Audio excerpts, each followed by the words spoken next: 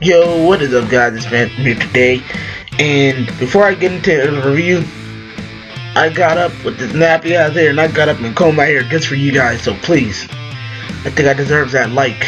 But anyhow, we get into this week's episode, Dragon Ball Super episode 77, and we're getting into the Universal Survival arc.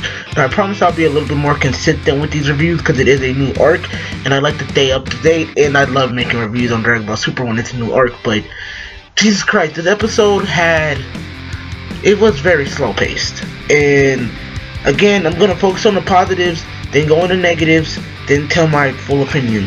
The first positive I can really say is it sets up the tournament, pretty good by kind of giving us pretty much a full on, how do I put it?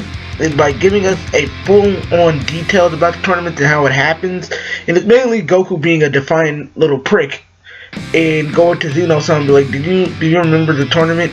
And honestly, yeah, that's not out of character for Goku, but it is pretty damn annoying that he pretty much got the universe screwed over, all 13 of them. But when it comes to this episode, it was more of a disappointment because it was just way too slow. Like, I wasn't expecting action off the bat. Like, I really wasn't, and we know that pretty much it was, to be honest, what it reminded me of was the filler episode where Goku was trying to find somebody to train with, which I believe was 2 episodes ago, and I was like, did they rehack the same fucking idea for introducing the arc? They could have gotten rid of the first 2 episodes, and I wouldn't even call them filler because they have a consistent story and they're not tied to the manga. So they could have gotten rid of those 2 episodes and just did all that shit in this episode, because yeah, it was those were 2 really fun episodes, but at the same time, this is what this episode feels like. It just feels like a rehash of that, and that's all I can really say on that. Like, it really does feel like a rehash of it. Now, we get into the second part of the episode, which is really he does find someone to train with. He decides, let me go to the God Planet with Whis and Beerus. First, let me go get some food. Then we get something that everybody who's probably freaking out, who's a Bola fan or a Bra fan or whatever from GT, they see that Bulma's pregnant. She's pregnant, and that's the reason why Vegeta doesn't want to go to the planet, because he's like, look, I gotta stay with my wife, I gotta make sure she has a safe pregnancy and all that. And you know, Goku's being a little selfish about it, because he's like, I was dead when Goten was born. And then like he was just saying like, well, it's not like you're giving birth, just come with me, bro. And you know, Vegeta's like, no, like, my wife is in labor and I need to stay here and make sure she's okay. You don't get that. Like, I don't know what you do with Chi-Chi, but when Bulma's in labor, I gotta stay here and I have to look after her. And it's a really sweet scene seeing Vegeta like that, because it's really like, we only get to see the bad part of Vegeta. And in my opinion, I do feel like he's a way more complicated character, and this kind of just shows that he does have a soft spot for his wife and for his family. And you know, a lot of Saiyans are associated with being warriors and pretty violent. Vegeta, yeah, he's violent as fuck. He's a warrior through the end. But when it comes to his wife and kids, he turned that shit off. And I feel like that's something we really need to see in more Dragon Ball episodes, is that we need to see him see, like, you know, the good of Vegeta, because we never get to see the good of Vegeta. We always get to see the angry, I'm the Prince of all Saiyan type of nigga. Like, no, we need to see more characterization of this man, because he's more than just, I'm the Prince of all Saiyan, bow down to me, nigga. Like, he's not like that all the time.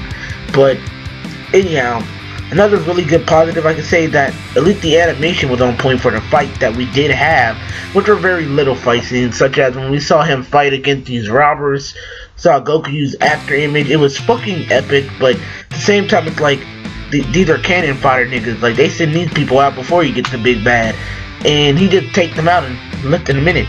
Then we get a fight scene where Krillin is fighting Robert, that lasts for about 2 seconds, and then we get another quick training scene where it's Whis fighting against Whis and Goku training. Now, this is where Goku's kind of like, look, why don't we have that martial arts tournament? And Beerus and Whis are saying, hell to the no, cause fucking Xeno-sama could kill all of us in a minute. Like, he could get mad in the middle of the tournament and just blow up the whole entire planet, not giving a fuck. Like, just not giving a fuck.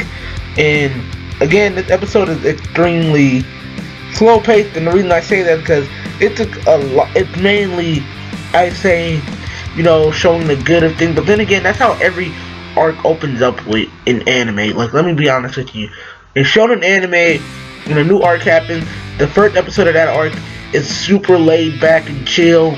Then it speeds up a little bit later, which is why I'm not giving it all the hate that it probably is getting. I haven't watched anybody else's reviews, but I did see a lot of people were disappointed with it. They just really like the opening, and to be honest, that new opening is lit, especially the song. Oh my, 10 out of 10. 10 out of 10, IGN. Wouldn't listen to again. Need to get the soundtrack. That shit is lit. But, basically, after the tournament, after he finishes that, he actually tricks Beerus and Whis by, like, making them think that he's gonna throw the button and break it, but he doesn't, and he then goes to actually talk to Xeno something about the tournament. Xeno something's like, it's a lot better than this game we've been playing, other Xeno. And then guess what? The tournament does happen, and the Grand Priest pretty much tells him all the information. Episode ends. Now, for the negatives. It was a really boring episode. That's really it. It wasn't the best episode. It wasn't this action-packed episode that we kept seeing in the previews. It was mainly just showing the openings in the preview for the last few episodes.